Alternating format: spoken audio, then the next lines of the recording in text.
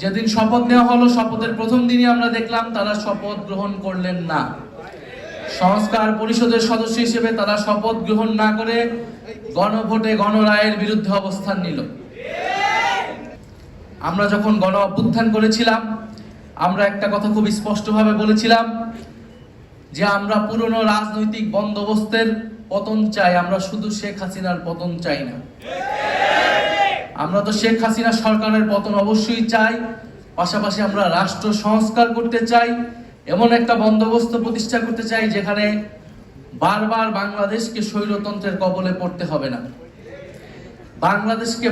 বাংলাদেশের ছাত্র জনতাকে রাজপথে এসে জীবন দিতে হবে না।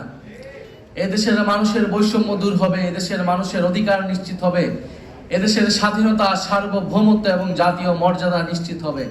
বাংলাদেশ কারো তাবেদার রাষ্ট্রে পরিণত হবে না। এই ছিল আমাদের গণ অভ্যুত্থানের আকাঙ্ক্ষা এবং কমিটমেন্ট। এবং বাংলাদেশে এই গণ অভ্যুত্থানে সবচেয়ে বড় ভূমিকা রেখেছে বাংলাদেশের ছাত্র সমাজ। বাংলাদেশের এই জাতীয় ইতিহাস যদি আমরা দেখি, বাংলাদেশ বারবার যখন সংকটে পড়েছে, বাংলাদেশের মানুষের পক্ষে, রাষ্ট্রের পক্ষে এসে দাঁড়িয়ে দিয়েছে কারা? ছাত্ররা, বিশ্ববিদ্যালয়ের ছাত্ররা, স্কুল কলেজ মাদ্রাসার ছাত্ররা। পাঞ্জাবের জগতে একটি বিশ্বস্ত নাম, শাবাব এথনিক ওয়্যার। কিন্তু বারবার ছাত্রদের সাথে প্রতারণা করা হয়েছে। আমরা 90-এর গণ অভ্যুত্থানে দেখেছি, 90-এর গণ অভ্যুত্থানে কিন্তু ছাত্ররাই সম্মুখ সারিতে থেকে স্বৈরাচারের পতন ঘটিয়েছিল। কিন্তু 90-এর গণ অভ্যুত্থানের পরে দেশের রাজনৈতিক দলগুলো ছাত্র সমাজের সাথে প্রতারণা করেছিল। আমরা একই জিনিস দেখতে পাচ্ছি 24-এর গণ অভ্যুত্থানেও। 24-এর গণ অভ্যুত্থান করেছে ছাত্ররা, জীবন দিয়েছে সাধারণ মানুষ, কিন্তু তার ফল ভোগ করছে এখন নানান রাজনৈতিক শক্তিরা।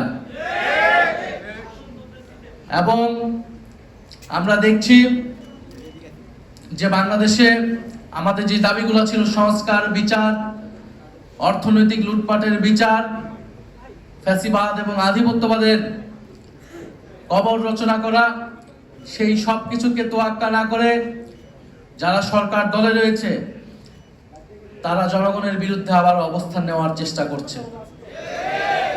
যেদিন শপথ নেওয়া হলো, শপথের প্রথম দিনই আমরা দেখলাম তারা শপথ গ্রহণ করলেন না।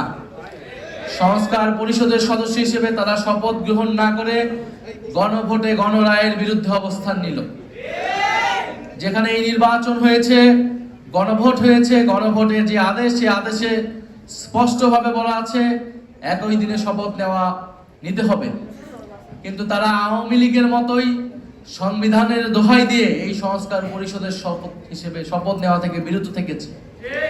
যদি সংস্কার পরিষদের সদস্য হিসেবে তারা শপথ না নেয়, তাহলে এই জাতীয় সংসদের আসলে এক আনা মূল্যও নাই।